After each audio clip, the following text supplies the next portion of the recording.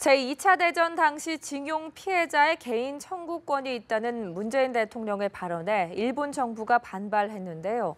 그러나 일본 정부가 그동안 개인 청구권이 존재한다는 입장을 견지했던 것으로 드러났습니다. 도쿄 최일학 특파원의 단독 보도입니다. 1991년 8월 27일 일본 참의원 예산위원회. 야나이 순지 당시 외무성 조약국장은 한일 청구권 협정은 국가가 가지는 외교보호권을 양국이 포기하는 것이라고 말했습니다.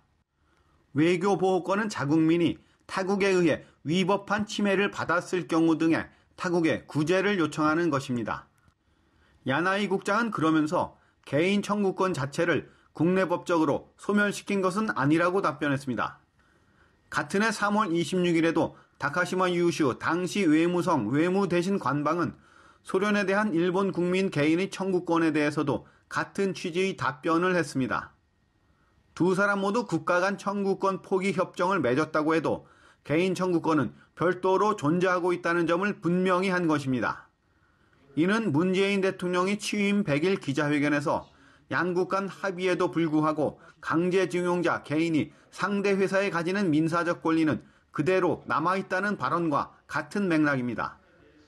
일본 정부는 1965년 한일 청구권 협정 당시 마련한 내부 문서에서도 협정과 개인 청구권은 별도로 다뤄야 한다는 쪽으로 입장을 정리한 바 있습니다. 1965년부터 1990년대까지 30년가량은 개인 청구권이 존재한다는 입장을 고수했던 것입니다.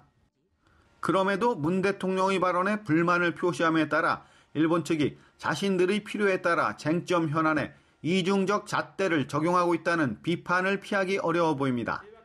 도쿄에서 연합뉴스 최일학입니다.